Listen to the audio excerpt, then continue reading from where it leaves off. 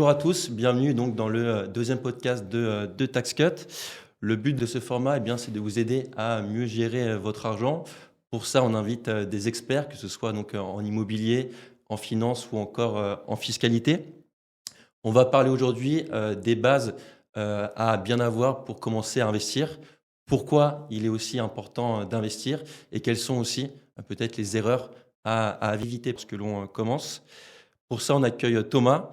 Thomas qui est conseiller en investissement financier, et aussi beaucoup suivi sur les réseaux. Bonjour et bienvenue à toi Thomas. Écoute, merci beaucoup à toi pour l'invitation. Avant de commencer, quelques mots sur TaxCut. TaxCut, qu'est-ce que c'est? C'est une application web qui vous permet donc de détecter les différents dispositifs fiscaux auxquels vous êtes éligible pour générer des économies d'impôts en fonction de votre situation et de vos objectifs. Plein d'autres fonctionnalités sont à venir, donc je vous mets le lien en description. Assez parlé de TaxCut, on va maintenant parler donc investissement. Pour commencer, Thomas, est-ce que tu peux nous en dire un peu plus sur ton parcours, te présenter et d'où est venue un peu cette passion pour la finance et l'investissement en général? Yes, bien sûr. Écoute, déjà encore merci pour l'invitation. C'est toujours un plaisir de parler investissement parce que ça nous passionne tous. Ouais. Écoute, pour retracer un peu mon parcours, pas la faire trop longue et y aller un peu brièvement. De base, moi, plutôt un parcours orienté finance. Je me suis toujours intéressé au fonctionnement de l'argent en général. Comment fonctionne l'argent? Parce que ça a beau être tabou en France, c'est quand même un truc hyper important. C'est un peu autour de ça que toutes les sociétés fonctionnent. Et ça a commencé d'abord par l'économie. Je commençais par une licence d'économie. Très vite, ça a débouché sur la finance et aussi les finances personnelles. J'ai commencé à investir moi-même très tôt. À 18 ans, j'ouvrais déjà mon petit PEA. J'investissais 50 € par mois. Puis très vite après, l'immobilier, les crypto-monnaies, etc. Et au début, je voulais travailler en finance traditionnelle. À côté, j'avais cette passion pour l'investissement. Moi-même, j'investissais beaucoup. Et petit à petit, en fait, je me suis rendu compte que c'est vraiment ce domaine de l'investissement pour les particuliers qui m'intéressait le plus, que ce soit la bourse, que ce soit la fiscalité, que ce soit l'immobilier, etc. Et donc, à titre parallèle, j'ai commencé à exercer un peu aussi une profession de conseil financier, à titre parallèle de mon parcours en finance qui est plutôt classique, conseil en stratégie, audit financier, etc. Et je me suis de plus en plus les pris pour ça. Je me suis passionné pour le sujet. Ça a commencé à bien marcher aussi. J'ai commencé à créer du contenu dessus pour vulgariser un peu ça, parce que je trouvais qu'il n'y avait pas assez de personnes qui vulgarisaient. C'est vrai qu'on distingue pas mal de personnes. On distingue un peu les conseillers gestion patrimoine, les experts qui ont leur jargon et qui démocratisent un peu très mal ce sujet, qui restent un peu dans le domaine des experts. Et de l'autre côté, on a sous les réseaux où... C'est coach un peu, peut-être. Exactement, ça reste un peu trop des fois à la surface, juste le top 5 des crypto-monnaies, le top 3 des ETF, etc. Et je me suis dit, il y a peut-être un créneau à prendre. Et ça a mis du temps, parce que les réseaux, c'est aussi du temps. J'ai mis du temps aussi à m'adapter au format des réseaux. Et Ça a mis combien de temps, justement je dirais que j'ai mis 4 ans, Ok, 4 ans et demi. Ouais, j'ai essayé pas mal de formats qui n'ont pas Persistance. marché. C'est ça, la discipline, c'est important. Parce qu'au début, j'avais pas du tout les codes. Je me filmais devant mon iPhone tout seul en facecam, ça marchait pas trop. Et j'ai essayé plein de formats et petit à petit, j'ai trouvé des formats qui ont mieux marché que d'autres.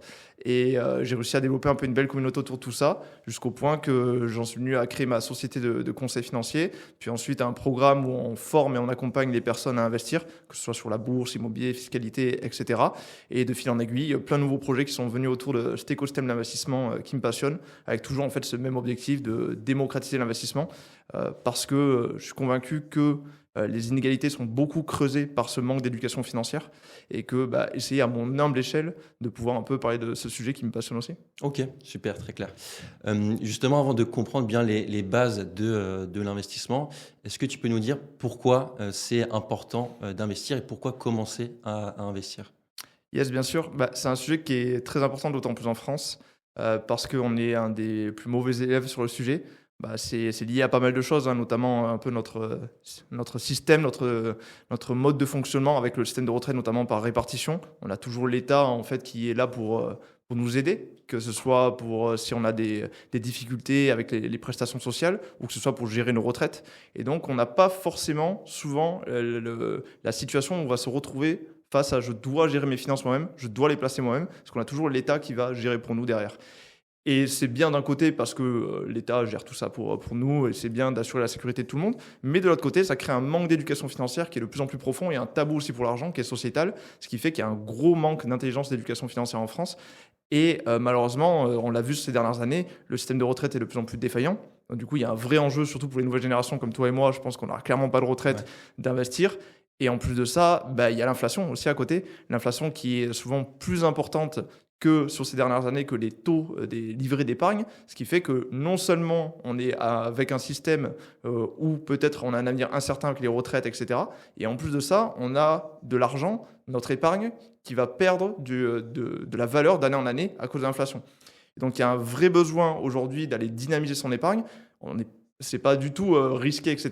Dans le sens où, bien sûr, il y a toujours du risque en investissement, mais on voit des pays comme les États-Unis, comme l'Angleterre, etc., où à 80%, les personnes préparent leur retraite par capitalisation via l'investissement. Et c'est hyper important aujourd'hui que les personnes comprennent qu'il y a cette possibilité d'aller préparer son argent soi-même pour déjà avoir une certaine indépendance financière. Et ce mot indépendance financière, on l'utilise de partout sur les réseaux sociaux. Ça ne veut pas forcément dire avoir 3 Ferrari, être sur une plage à siroter du coup un cocktail et ne pas travailler, mais ça veut tout simplement dire en fait ne pas être dépendant d'un tiers pour sa situation financière. Je pense que l'argent, c'est un sujet ultra important.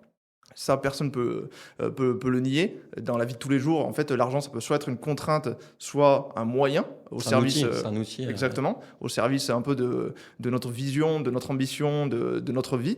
Et c'est soit on décide d'en être l'esclave, soit de le maîtriser. Et placer soi-même son argent, avoir le contrôle dessus, c'est être indépendant financièrement sur ce point-là. Ok, donc investir pour préparer sa retraite, mais aussi protéger son pouvoir d'achat surtout, et financer donc divers projets. Exactement. Aussi, surtout. Ok. Exactement, ça peut avoir plusieurs raisons. Ouais, c'est ça. Ok, très clair. Maintenant qu'on a compris un peu pourquoi, quel est le but derrière donc, cet investissement, quel conseil, toi, tu donnerais à quelqu'un qui connaît rien à la finance et qui souhaite commencer à investir pour, comme tu l'as dit, préparer sa retraite, pour financer divers problèmes, protéger son pouvoir d'achat contre l'inflation et l'érosion monétaire? Ouais. Le premier conseil, ça peut sembler un peu bullshit, mais j'ai envie de dire d'abord se former, en fait, s'informer, parce que c'est un sujet important, c'est important d'avoir les bases. Bien sûr, on n'est pas obligé de devenir des experts, on peut aller se former en profondeur si on le souhaite, mais en fait, même si on souhaite se faire accompagner par quelqu'un un jour dans sa vie, que ce soit un conseiller en gestion de patrimoine ou autre, c'est bien d'avoir les bases pour comprendre ce que nous dit la personne en face. Pour tout simplement pas se faire berner, parce qu'aujourd'hui, il faut le dire, il y a aussi une grosse partie sur le marché des conseillers qui sont pas toujours très objectifs pour le client, mais plutôt qui vont prendre les plus grosses marges pour eux. Et si on comprend pas un peu un minimum qu'est-ce que c'est les placements de base, comment ça fonctionne les frais, tous ces points-là, alors on ne sera pas en mesure de prendre les meilleures décisions pour notre situation. Donc je pense que la première étape, c'est se former un minimum, comprendre les B à bas, et ça, on peut le faire que ce soit via des ressources gratuites. Aujourd'hui, sur les réseaux sociaux, il existe plein de choses. Comme sur ta chaîne. Exactement, par exemple. Passant, ça peut être pas mal, Thomas Mayel sur les réseaux. Ou sinon, si on veut aller un peu plus loin, les livres. Et si on veut aller toujours un peu plus loin, il y a des formations ensuite. Mais là, ça dépend en fait à quel niveau on veut être formé, tout simplement. Et ensuite, à partir de là, une fois qu'on a les bases, qu'on est formé, on comprend déjà comment fonctionnent les bases. Là, il est important de passer à une deuxième étape aussi qui est souvent sautée, c'est définir son profil investisseur. Parce que le meilleur investissement pour une personne n'est pas le meilleur investissement pour une autre. Ça, c'est quelque chose que je répète tout le temps. On me demande toujours, c'est quoi le meilleur investissement, etc. Sauf qu'on ne va pas du tout recommander la même chose pour une personne qui a 25 ans qu'une personne qui a 45, 3 enfants. Ça n'a rien à voir. Et donc, je pense qu'il faut déjà définir, moi, mon profil investisseur, c'est quoi ma situation, c'est quoi mon budget d'investissement, c'est quoi mes objectifs, mes contraintes. En fonction de ça, j'ai les bases, je sais où je peux aller. Et maintenant, du coup, il y a plusieurs solutions ensuite. C'est soit moi, je vais le faire en totale autonomie. Donc là, il y a des possibilités. Soit je vais me faire accompagner. Ça prend du temps, ça, de le faire en totale autonomie? Ça dépend de jusqu'où on va aller. Si on veut juste faire un truc basique, c'est vrai qu'en bourse, on prend souvent par exemple la formule investissement en ETF. ETF, qui 100 € par mois, et puis sur les 30 prochaines années, et puis exactement, un pilote automatique. Qui sont des gros paniers d'actions, mais déjà, rien que faire ça, en fait, mine de rien. C'est déjà un bon réflexe. C'est le déjà premier réflexe, en tout cas. Ouais. Clairement. C'est déjà mieux que laisser son épargne dormir sur un livret A ou sur une vieille assurance vie qui est à 2% par an, dont 2% de frais en plus. Donc, rien que ça peut être très rapide. Après, en fait, ça dépend jusqu'à quel niveau d'optimisation on veut aller. Parce que bien sûr, plus on optimise, plus on peut atteindre des gros paliers. Mais déjà, rien que faire la base, ça peut être très rapide. Après, plus on veut optimiser, plus ça peut prendre un peu plus de temps. Soit, encore une fois, du temps pour se former, soit des ressources pour se faire accompagner. Ok, super. Et quelles sont, toi, les erreurs communes que tu vois, une personne que tu côtoies? Alors, il y en a pas mal. Je dirais dans celles qui reviennent le plus souvent, ne pas faire attention aux frais. Ouais. Beaucoup de personnes commence à investir en se disant c'est quoi les meilleurs investissements, c'est quoi le meilleur endroit pour placer, etc. Mais en fait, la performance d'un placement, pour moi, c'est composé de 3 choses. C'est composé du rendement de ce placement, mais c'est aussi composé des frais et de la fiscalité. Parce que les frais et la fiscalité, les deux peuvent diminuer notre performance globale. C'est ça. Et en fait, il y a un moment où la fiscalité, bien sûr, on peut l'optimiser. Ça, il y a des choses à faire. Et ça, c'est pas à toi que je vais l'apprendre. Il y a un moment où, avec le rendement, on peut toujours aller chercher mieux. Mais en fait, le rendement, à partir d'un certain seuil, quand on arrive vraiment au niveau optimisé, si on veut ajouter du rendement, on ajoute forcément du risque. Ouais. Tandis que les frais, par contre, en fait, les frais, on peut les diminuer assez facilement sans augmenter son risque et ça fait augmenter notre performance. Et il y a un vrai écart sur les frais, c'est-à-dire qu'aujourd'hui, quand tu regardes les fonds de gestion classiques pour investir en bourse, tu vas avoir du 1,7%, 1,5, 1,7% de frais de gestion en moyenne. Sur le long terme, c'est énorme. Ça représente des dizaines de milliers d'euros économisés.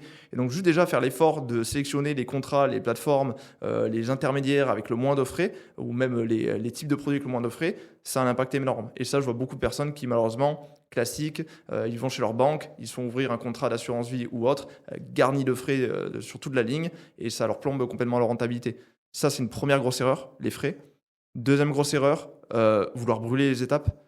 Au début, tout le monde, quand on découvre l'investissement, c'est vrai que des fois, c'est enthousiasmant parce qu'il y a beaucoup de choses. C'est un domaine qui est passionnant. Mais par exemple, quand on commence à investir en bourse, je ne recommande pas à une personne de directement essayer d'aller trouver la meilleure action de demain, d'aller faire des analyses poussées, tout ça, parce que déjà, 90% des personnes n'arrivent pas à battre le marché, faire mieux que les indices. Donc, commencer par la base, c'est mieux en général quand on débute. Et petit à petit, on peut ajouter un peu plus. Ça sert à rien, vous allez juste perdre du temps et perdre de l'argent. Donc ça, c'est les 2 plus grosses erreurs. Et après, aller chercher large pour ensuite cibler derrière. Exactement. Okay. Et ensuite, la troisième erreur, je dirais que c'est plutôt ce qu'on appelle le FOMO, le Fear of Missing Out en anglais, la peur de manquer une opportunité. En fait, de nos jours, sur les réseaux sociaux, de partout, on voit passer tellement de choses. Il faut investir en bourse, il ne faut pas investir en bourse, il va y avoir une crise. Il faut investir en crypto, en immobilier. Ah, maintenant, il y a une crise de l'immo, les taux sont trop, etc. Et en fait, on change tout le temps de stratégie. Et si on change tout le temps de stratégie, l'investissement, c'est du long terme. Et le fait de changer tout le temps, ça nous fait perdre en performance, ça diminue la performance de nos investissements. Et donc, il vaut mieux avoir une stratégie claire dès le début et s'y tenir, avoir la discipline de s'y tenir et pas suivre les tendances. Et ça, je pense, c'est les 3 plus grosses erreurs que je vois le plus souvent. Donc, avoir une stratégie vraiment long terme, c'est la clé en tout cas. Exactement. Ok. Quels sont les principaux avantages à être accompagné par un conseiller ou un coach plutôt que d'investir seul? Si investir seul est une bonne idée, en tout cas si on a les connaissances pour et si on est prêt à y mettre plusieurs heures par semaine pour se former. Quels sont les avantages et les limites d'être accompagné ou alors d'investir seul? Pour moi, il n'y a pas forcément de mauvais modèle. Ça dépend encore une fois de chaque type de personne. Il y a vraiment des gens qui sont extrêmes sur ces 2 côtés. Forcément, il y a un peu aujourd'hui, beaucoup de personnes qui vont prôner que tout le monde peut investir tout seul. Et moi, c'est ce que j'essaie aussi de prôner, que l'autonomie financière, c'est hyper important. D'autres qui vont dire que c'est indispensable d'avoir un conseiller. Je pense qu'il ne faut pas forcément opposer les deux. Il n'y a jamais rien qui est tout noir ou tout blanc de toute façon. Il y a des personnes pour qui investir seul, c'est possible. C'est possible d'investir seul en totale autonomie, de faire déjà des très bonnes choses sans y passer forcément beaucoup de temps.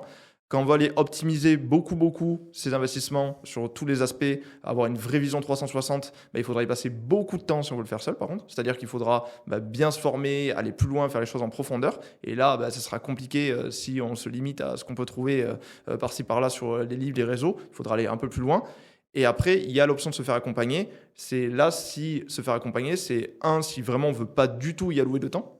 Et là, dans ce cas-là, c'est quand même important, comme je l'ai dit tout à l'heure, je pense d'avoir le minimum de connaissances pour choisir le bon intermédiaire pour nous accompagner, parce qu'il y a quand même une grosse partie du marché que clairement, il ne faut pas se faire accompagner par eux, sans cracher sur certains intermédiaires. Mais c'est vrai qu'il peut y avoir certains abus aussi, donc attention là-dessus. Exactement. Et avoir de la connaissance, ça vous permet en tout cas de se protéger contre ce risque-là. Tout à fait, c'est ça, de pouvoir au moins sélectionner l'intermédiaire avec qui on travaille. Parce qu'il y a des biais en fait, dans ce monde-là, c'est-à-dire qu'il y a des intermédiaires qui sont incentivés par d'autres choses que nos intérêts personnels. C'est-à-dire que forcément, ils vont plutôt recommander un placement qui leur apporte plus à eux en termes de frais, en termes de marge qu'à nous. Et ça, savoir identifier ces personnes VS des bons conseillers, c'est hyper important. Ouais. Donc en fait, ça dépend vraiment des besoins de chaque personne. Les deux peuvent être bien. Pour des profils aussi plus complexes, quand on est plus avancé sur des montages un peu plus évolués, là, il faut aller se faire accompagner au bout d'un moment, je pense. À partir d'un certain niveau de patrimoine, je pense qu'aussi ça peut être intéressant de se faire accompagner. Maintenant, pour la grande majorité, effectivement, c'est possible de faire en totale autonomie, de faire déjà des bonnes choses en totale autonomie en se formant bien. Et si on veut aller bien optimiser, se former plus que bien. Donc un peu plus loin. Ok. Et est-ce que tu peux partager un exemple concret où ton accompagnement a vraiment fait la différence? Une personne que tu as pu suivre et que tu as pu former sur la gestion de ses finances? Yes, bien sûr, il y en a pas mal, Ouais, je parce que, suppose.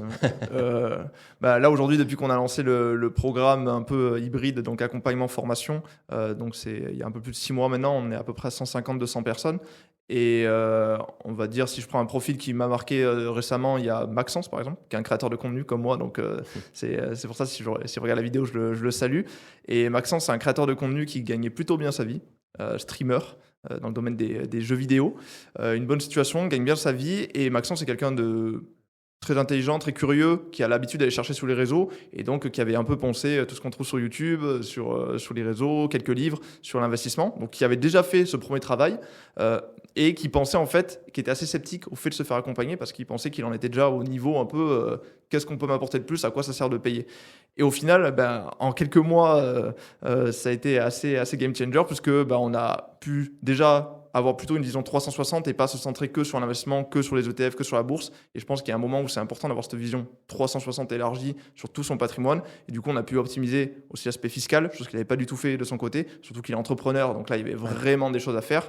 Deux, son portefeuille en bourse, on a pu vraiment mettre une vraie stratégie en place qui ne se contente pas d'investir dans un truc basique, un ETF, mais vraiment minimiser les risques et maximise le rendement sur le long terme et adapter encore une fois à son profil, pas un investissement mainstream pour tout le monde.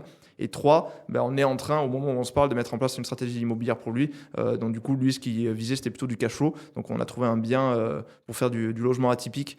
Donc essayer d'aller chercher le cash flow. Et c'est plutôt bien parti, parce que la signature de la promesse de vente est début mars. Donc Ok. c'est bien parti pour lui. Donc il est équipé.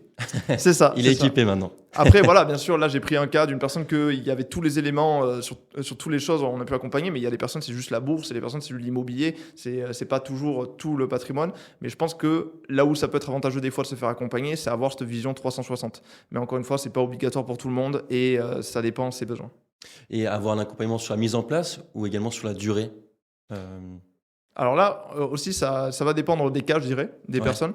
Si, par exemple, c'est juste, juste entre guillemets, un portefeuille en bourse qui va tourner sur le long terme, avec une vision long terme, un accompagnement juste sur la mise en place, ça peut suffire. Ouais. Maintenant, si c'est des choses où on ressent qu'il y a un besoin de gestion chaque année, de revoir les éléments, là, ça peut être intéressant d'avoir un accompagnement sur la durée.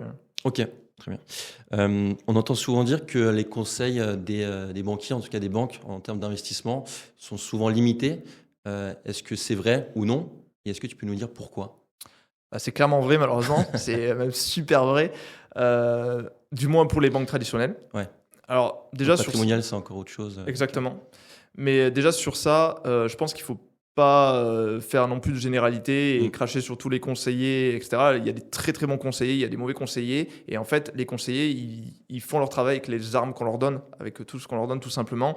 Et ils peuvent pas faire mieux en général parce que c'est simple. Par exemple, je prends, on va prendre Société Générale, Crédit Agricole, etc.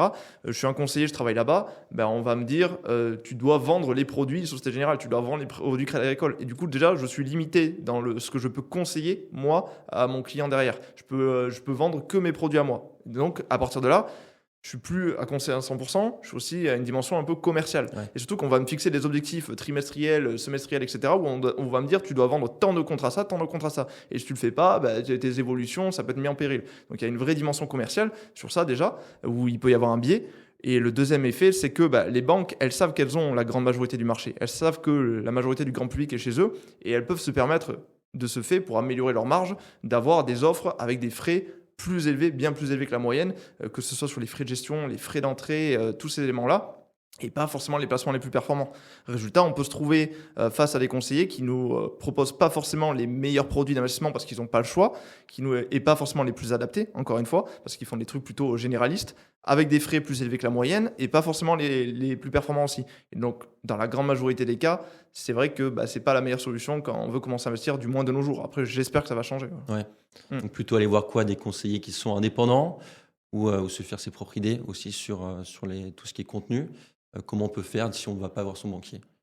Je dirais, comme tu l'as dit et comme on dit depuis tout à l'heure, d'abord Ouais. se faire sa propre idée. Ouais. D'abord, regarder un minimum, creuser ce qui se fait et comprendre les bases. Et à partir de là, on peut faire son choix entre est-ce que, ok, je me lance dans le truc de vouloir le faire tout seul, moi, en totale autonomie, ce qui est faisable, hein, je peux prendre mes finances personnelles moi-même en main, ou est-ce que je choisis d'aller vers un conseiller, mais maintenant j'ai les armes qu'il faut pour aller sélectionner un bon conseiller. Et dans ce cas-là, un conseiller indépendant, ça peut être pas mal parce que du coup, effectivement, il n'a pas de biais à recommander un produit plutôt qu'un autre. Mais ça ne veut pas dire que les conseillers qui ne sont pas indépendants sont mauvais. Il y a des conseillers qui travaillent avec des super partenaires, des super fonds de gestion, etc.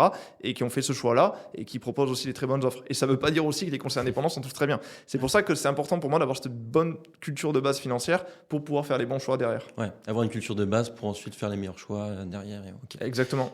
C'est un peu comme tout sur ça. Je dis souvent, par exemple, je le compare souvent avec le docteur.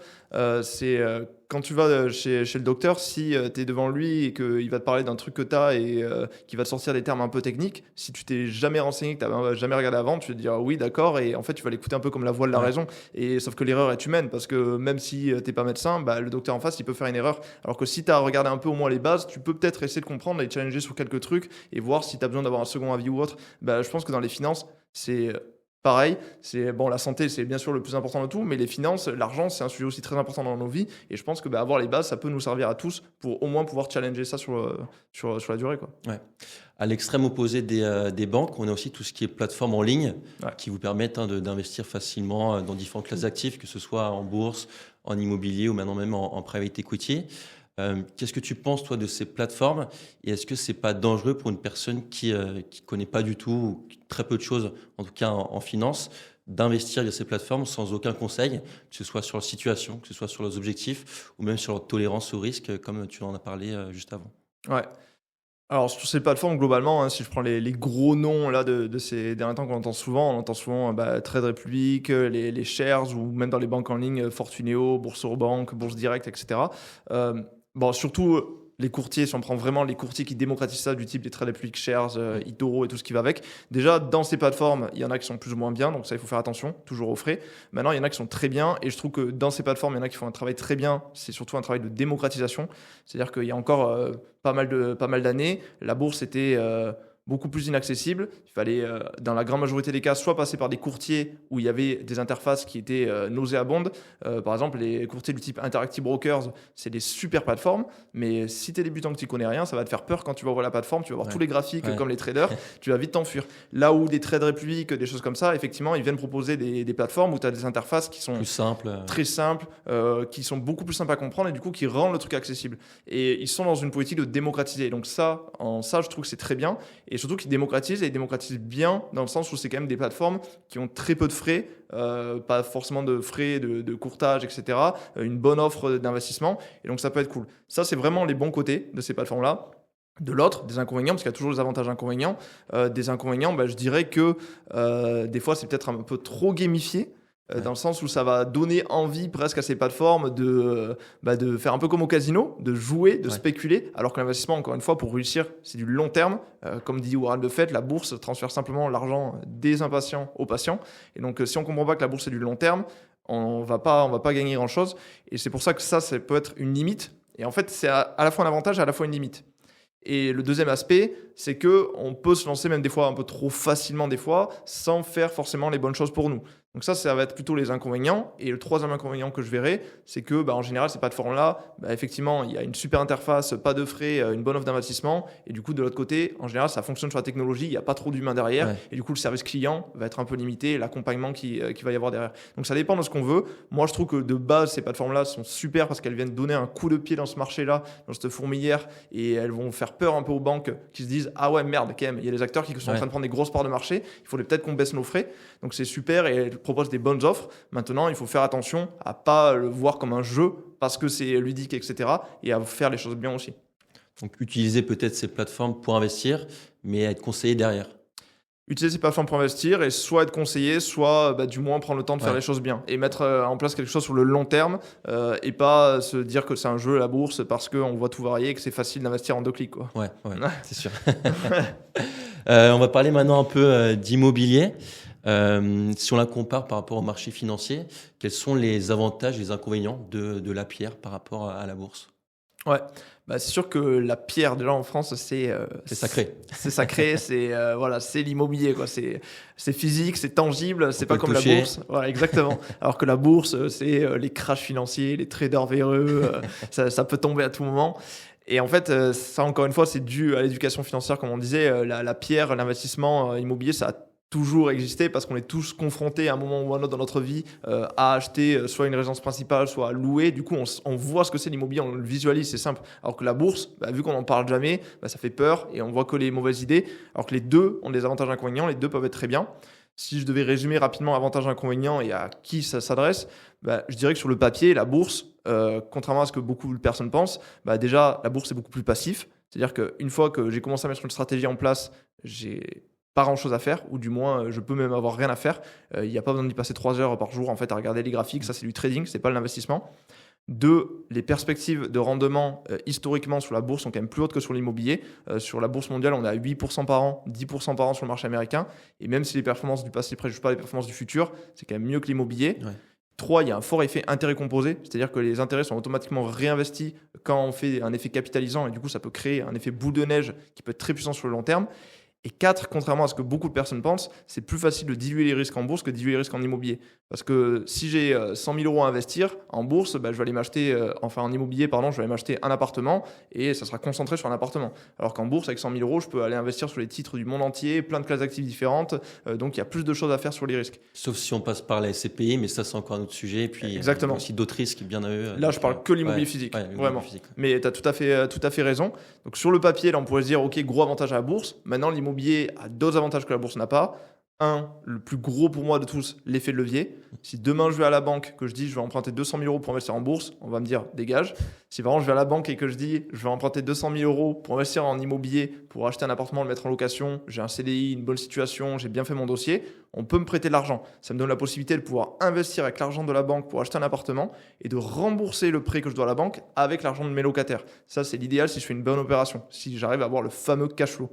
Et donc ça peut être intéressant en immobilier. C'est ce qu'on appelle l'effet levier, qui est un des plus puissants, clairement, dans le levier d'enrichissement. Même les personnes qui ont des dizaines de millions, des centaines de millions, aujourd'hui, elles-mêmes, elles continuent à emprunter pour faire plus d'effet levier. Et 2, en immobilier, on a aussi beaucoup plus de levier en termes de fiscalité. En bourse, concrètement, c'est simple, c'est 30% d'impôt sur tous les gains réalisés, 17,2% si vous êtes sur PEA, vous n'allez pas faire beaucoup d'optimisation, à part avec l'effet capitalisant, des choses comme ça. Alors qu'en immobilier, les niches fiscales en France, il y en existe pléthore. Donc, il y a de quoi faire sur ce côté-là. Et il y a même des possibilités où on peut ramener le revenu imposable à zéro et donc ramener son impôt à zéro pour maximiser sa rentabilité. Donc, je dirais que l'immobilier, 1, c'est intéressant pour l'effet levier. 2, pour la fiscalité. Et 3, parce que c'est quand même du patrimoine immobilier, que c'est pas mal, que ça se valorise aussi, ça peut se valoriser aussi dans le temps. C'est une forme de diversification. Alors que la bourse, c'est quand même mieux en termes de placement long terme, passif, avec effet intérêt composé. Donc les deux ont leurs avantages et inconvénients. Maintenant, l'immobilier, il y a un truc où il n'y a pas en bourse, c'est que l'immobilier, ça demande l'implication. Ouais. C'est forcément, si on veut le faire soi-même, du moins, l'immobilier, il faut trouver le bien, potentiellement faire des travaux, avoir le financement, signature au notaire, gérer les locataires. Beaucoup d'emmerdes qu'il n'y aura pas en bourse. Donc ça dépend, encore une fois, aussi les besoins de chaque personne. Ok. Et si on veut éviter ces emmerdes, comme tu dis, on peut passer aussi par la case SCPI. Qu'est-ce que tu en penses de cette enveloppe-là immobilière ? Ouais, c'est vrai que quand tu me disais immobilier, je voyais directement immobilier physique, parce que tout ce qui est SCPI, crowdfunding, j'ai tendance à plutôt le classer avec placement financier au final. Qui est d'ailleurs régulé comme tel. Exactement, comme tel. Sur les SCPI, en fait, ce qui est intéressant concrètement, c'est de pouvoir investir en immobilier sans cette contrainte justement de l'implication, puisqu'on va avoir des fonds qui vont tout gérer pour nous, qui vont gérer le parc immobilier pour nous et nous reverser les loyers au prorata de notre investissement. Donc sur le papier, ça c'est le plus gros avantage des SCPI. Ensuite, les SCPI, il y a quand même une dimension effet de levier, parce que contrairement à ce que beaucoup de personnes pensent, on peut emprunter l'argent pour investir en SCPI, mais ça ne sera jamais un effet de levier aussi maximisé que pour l'immobilier classique. C'est-à-dire que l'immobilier classique, si je fais bien les choses, je peux essayer d'aller dépasser mes 35% d'endettement, etc. Alors qu'en SCPI, très compliqué. SCPI, donc les avantages, c'est vraiment investir dans l'immobilier sans l'implication. Donc ça peut être intéressant, se créer des revenus passifs, concrètement, en touchant des loyers. De l'autre côté, on a un effet levier qui est quand même plus minime que sur l'immobilier classique et la fiscalité qui est moins optimisable, là par contre. Alors, il y a des complexités avec les possibilités d'acheter l'usufruit, une propriété, etc. Mais globalement, sinon, les revenus qu'on perçoit en SCPI, c'est considéré comme des revenus fonciers. Ouais. Et donc, c'est Donc pas là, forcément il n'y a optimisable. pas de cadeau. Exactement. Pas de cadeau là-dessus. Mm. Quelles sont les différentes enveloppes sur les produits financiers? Donc il y a quoi? L'assurance vie, le compte titre, le PEA, le PER. Ouais. Est-ce que tu peux nous dire un peu rapidement, sans rentrer dans les détails, les avantages et les inconvénients de chacune de ces enveloppes? Yes, bien sûr. Tu as cité les 4 enveloppes principales auxquelles on peut faire face sur les placements financiers en France. Si on part de la base, en partant de la bourse, le compte titre, c'est l'enveloppe par défaut pour investir en bourse. Un compte titre, c'est le même système que ce soit en France, aux États-Unis ou autre. Ça donne accès à tous les marchés dans le monde, tous les produits financiers. Et donc, je peux investir sur tout ce qu'il existe, avec des frais en général qui sont les plus bas aussi, sur les courtiers, forcément. C'est très compétitif, c'est international. Mais par contre, aucun levier d'optimisation fiscale. Tous mes gains sont imposés à 30% et imposés chaque année. Parce qu'à partir du moment où ils sont réalisés, chaque année, je dois les déclarer sur ma déclaration d'impôt annuelle. Et là, ils sont imposés. Ensuite, on a le PEA, enveloppe qui permet, tout comme le compte titre, d'investir qu'en bourse, mais là, enveloppe française. Et donc là, sur le PEA, ça donne accès aux titres européens et aussi à des ETF qui permettent de s'exposer aux autres marchés dans le monde. Et là, le gros avantage du PEA par rapport au compte titre, c'est la fiscalité, puisqu'au bout de 5 ans de détention, mes gains, ils sont plus imposés à 30%, mais à 17,2%. Sur des gros montants, ça peut quand même représenter des économies significatives. Et il y a un deuxième gros avantage au PEA que beaucoup oublient, c'est l'effet capitalisant. C'est-à-dire que le PEA, tant que je ne retire rien de mon PEA, je ne suis pas imposé. Alors que le compte titre, à partir du moment où je vends mon titre, je clique sur vendre, là, si j'encaisse ma plus-value, même si ça reste sur le compte titre, je suis imposé. Alors que le PEA, ça reste dedans, c'est capitalisant. Ça, c'est PEA, compte titre, les Par deux contre, enveloppes. le moindre retrait, tu es obligé aussi quand même de clôturer le PEA. Tout à fait, si tu le fais avant 5 ans. Ouais, tu le fais Après avant 5 ans, après au moins c'est optimisé. Donc c'est pour ça que le PEA, il faut s'engager pour 5 ans Horizon minimum. 5 ans et puis... Obligé pour ça. Donc ça, c'est compte titre PEA qui sont les deux grosses enveloppes quand on veut aller vraiment exploiter la bourse. En général, on passe plutôt par ces deux-là. Et ensuite, on a assurance vie PER. Donc là, assurance vie, ça va permettre d'investir dans plus de classes d'actifs. On va avoir les fonds euros garantis, donc qui sont des placements sécurisés avec des rendements qui sont un peu inférieurs en général, pas très bons sur les dernières années, mais qui peuvent être intéressants selon les périodes. Et de l'autre côté, on a ce qu'on appelle les unités de compte, où là, on peut aller s'exposer autant à la bourse, qu'on peut s'exposer au SCPI, produits structurés, private equity. Selon les assurances vie, on peut avoir du choix. Sur la fiscalité, c'est pareil, toujours les gains imposés à 30% à la flat tax. Maintenant, après 8 ans de détention, on peut avoir des abattements qui peuvent nous permettre aussi de diminuer sa fiscalité. Je ne vais pas rentrer dans les détails là parce que ça commence à être un peu complexe. Ça fait mal à la tête. Sur ça. L'assurance vie, un autre avantage qui est mis en avant, c'est la succession, qu'on peut transmettre jusqu'à 152 500 € par bénéficiaire sans payer aucun impôt sur la succession. Donc ça, c'est un gros avantage. Et en général, par contre, dans l'assurance vie, on va trouver un peu plus de frais qu'on va en avoir dans le compte titre PEA. Donc, ce n'est pas l'enveloppe à privilégier si on veut mettre en place qu'une stratégie en bourse. Par contre, ça peut être d'autres avantages, diversifier sur d'autres types de placements, optimiser la succession, etc. Et enfin, on a le PER, quatrième enveloppe. Alors, le PER, il y a des gros débats là-dessus.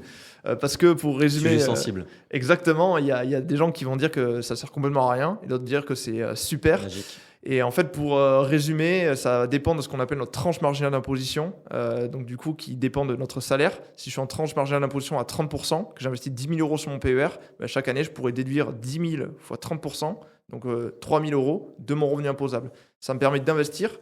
C'est le même modèle d'investissement que sur l'assurance vie, fonds euros, unité de compte, et en même temps de réduire mon revenu imposable. J'investis et je réduis mon impôt. Sur le papier, c'est génial. Par contre, la conséquence, en fait, que beaucoup oublient, c'est que le jour où je débloque les fonds à la retraite, ils sont réimposés. Tout ce que j'ai défiscalisé est de nouveau imposable. Et ça, du coup, ça peut être avantageux selon les situations.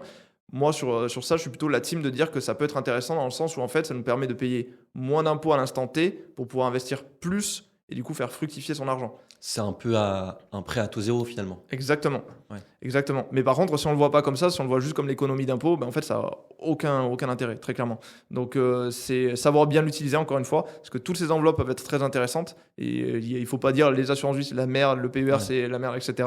C'est chaque enveloppe peut être bien, peut être mauvais, selon comment on l'utilise tout simplement. Ouais. Et selon aussi les objectifs et les situations de chacun. Ouais. Et c'est quand même génial qu'on ait accès à plusieurs enveloppes selon chaque besoin. Et pareil pour l'immobilier, quelles sont les différentes enveloppes? Donc il y a le LMNP, il y a aussi les dispositifs fiscaux, les SCPI. Est-ce que tu peux nous résumer un peu toutes les différentes enveloppes immobilières qu'on peut avoir en France? Ouais. Bah déjà, pour commencer, si on part sur l'immobilier physique, donc la pierre, là vraiment, j'achète un appartement, un immeuble ou une maison. On va distinguer deux grandes catégories dès le début. On va distinguer est-ce que je vais louer mon appartement meublé ou non meublé. Et en fonction, en fait, mes revenus ne seront pas considérés pareil. Si c'est en non meublé, bah, c'est considéré comme des revenus fonciers. Et si c'est en meublé, bah là, ça va dépendre. Revenus BIC, bénéfices industriels et commerciaux, pardon, si je suis en LMNP. Et donc là, en fait, si on veut aller chercher les plus grosses niches directement. Sur les locations non meublées, en général, ce qui va être intéressant, c'est tout ce qui est déficit foncier. C'est-à-dire que je peux déduire des charges de mon revenu imposable, et notamment les travaux, pour aller créer du déficit que je peux reporter sur mon revenu global. Ce qui me Ça permet va dépendre aussi de son taux marginal d'imposition. Tout à fait, exactement.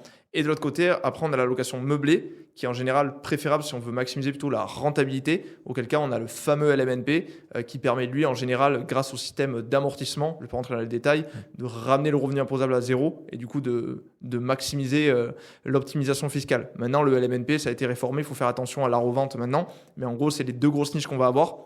Si on n'investit pas en société, parce qu'après en société, on a tout ce qui est SCI, SARL, etc., où on peut faire des bonnes choses. Ça, c'est sur l'immobilier physique. Ensuite, on a tout ce qui est plutôt placement.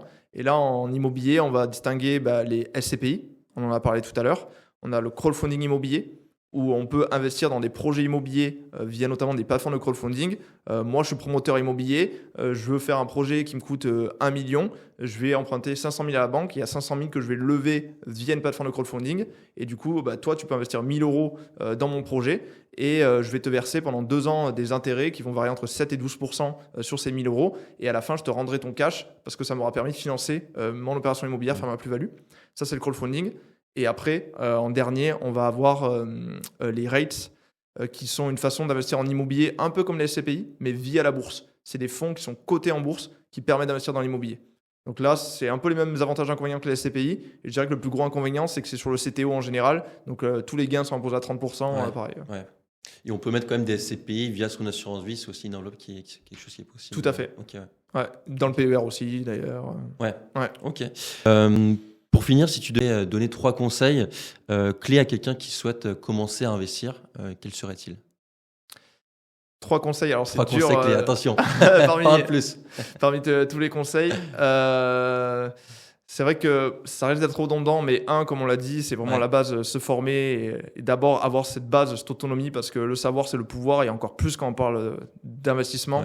L'intelligence financière, c'est vraiment pas quelque chose d'inné. C'est-à-dire qu'il y a des gens, je suis sûr que tout le monde a déjà rencontré, ceux qui nous écoutent, des gens qui sont super intelligents, mais qui savent pas du tout gérer leur argent, parce que c'est vraiment un truc que soit on a la chance d'avoir un environnement qui nous transmet ça, ce qui n'est pas le cas pour 99% des gens, soit on l'apprend par l'expérience. Je commence à gagner des sous, je commence à investir, je perds de l'argent, je fais des erreurs, je me rends compte de ce qui est bien, soit en se formant. Il vaut mieux la 3e étape pour moi. Donc c'est au moins avoir les bases pour faire les bons choix, qu'on se fasse accompagner ou pas. C'est important pour moi d'avoir les bases.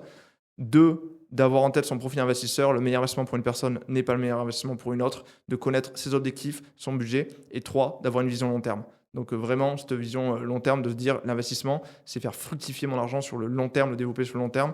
Et l'argent rapide existe, l'argent facile n'existe pas. En général, s'il y a des gains qui sont promis sur le court terme, c'est qu'il y a du gros risque derrière ou qu'il y a quelque chose. Donc toujours avoir cette vision long terme. Le but de l'investissement, je dis toujours, c'est de transformer des revenus actifs en revenus passifs en les démultipliant.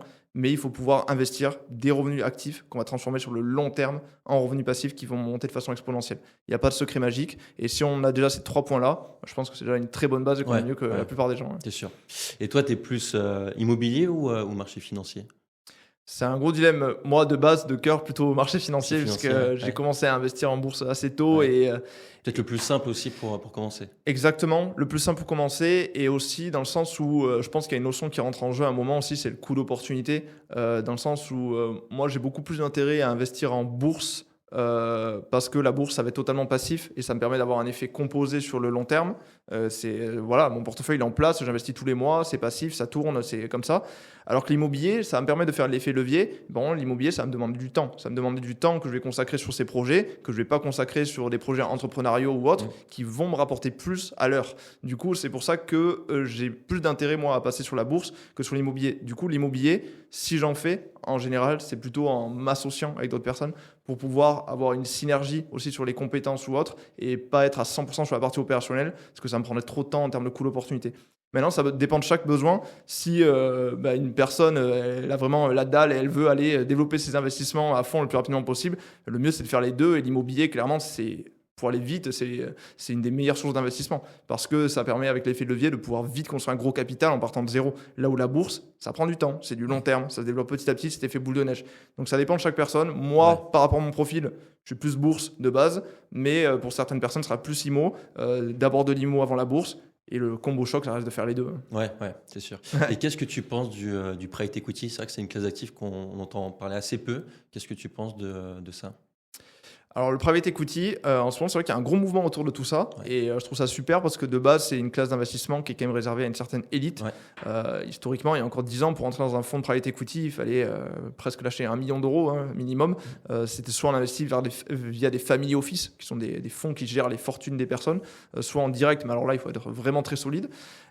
Maintenant, depuis quelques années, ça se démocratise de plus en plus et c'est de plus en plus accessible, que ce soit via des plateformes ou via des assurances-vie où on peut investir en private equity. Il y a de plus en plus de leviers pour investir en private equity et ça peut être très intéressant parce que le private equity, déjà, on en parle de ça, mais pour réexpliquer simplement, c'est investir dans des sociétés qui ne sont pas cotées en bourse. Donc des sociétés qui sont privées et qui ne sont pas sur les marchés financiers. Je ne peux pas les acheter directement en bourse. Le gros avantage du private equity, pour moi, le premier, c'est que ces entreprises-là, elles ne sont pas soumises à la volatilité de la bourse. En bourse, toutes les entreprises sur lesquelles on investit, selon les décisions politiques, selon la offre et la demande, selon ce que va dire le PDG, etc., mon action, elle peut faire ça. Alors que là, le private equity, c'est des sociétés qui sont non cotées, pas soumises à toutes ces variations de la bourse. Et donc, du coup, il n'y a qu'un seul truc qui fait qu'elles vont valoir plus cher que dans 5 ans qu'aujourd'hui, c'est leur résultat. Donc, si j'ai des analystes derrière qui font bien leur job, et en général, les analystes en private equity, c'est des gens qui sont compétents pour le coup, qui font bien leur job et qui sélectionnent des bonnes entreprises aujourd'hui sur leur valeur, leur potentiel de développement, il n'y a rien qui fait que mon entreprise n'a pas tout ce qu'il faut pour pouvoir se développer et que moi, je puisse avoir du rendement. Ça, c'est le premier gros avantage. Et deux, le potentiel de rendement. Forcément, si aujourd'hui, j'achète du Apple, ils vont pas faire x100. Apple, s'ils font x100, demain, ça veut dire qu'ils pèsent plus lourd que la plupart des États. Oui, parce qu'on ne parle pas en pourcentage, on parle en multiples, c'est ça, en private equity. Souvent, c'est plus en multiples, c'est là qu'on a plus de levier. Alors que par contre, si j'investis sur une société de private equity, sur une société via un fonds de private equity qui est non coté, qui va faire peut-être 50 millions de chiffre d'affaires, 100 millions, qui fait déjà une belle marge, mais qui a encore du potentiel, là, cette entreprise-là, elle peut passer de 50-100 millions à 1 milliard de chiffre d'affaires, ou à 10 milliards, ça c'est possible. Et du coup, je peux aller faire un multiple si j'investis dedans. Parce que peut-être que tout ce qui lui manque à cette entreprise, c'est des fonds, ce qu'on va lui donner, ce qu'on va du coup lui prodiguer via notre investissement, et des compétences. C'est-à-dire que le fonds d'investissement de private equity, aussi, quand ils vont investir dans une société non cotée, en général, ils vont donner du réseau, des compétences pour se développer. Et donc là, il y a plus de possibilités d'aller faire des multiples. Maintenant, c'est aussi plus risqué parce que c'est des sociétés qui sont du coup à plus petite échelle, plus petite taille. Et aussi, en private equity, en général, les fonds ils vont être bloqués entre 5 et 7 ans. Donc du coup, il y a le fait que l'argent est bloqué et qu'il faut attendre un peu. Mais encore une fois, l'investissement, c'est souvent du long terme. Sur le long terme, ouais. Ok. Merci, Thomas, pour ça. Où est-ce qu'on peut te trouver, toi, sur les réseaux? Écoute, principalement sur Instagram et YouTube. Instagram, je partage du contenu éducatif quotidien avec surtout des petits schémas pour expliquer plein de petits concepts. Et YouTube où j'essaie de faire des contenus un peu plus longs pour entrer un peu plus dans le vif du sujet. Ouais. Ok, super. Merci beaucoup, Thomas. Merci à toi, c'était un plaisir.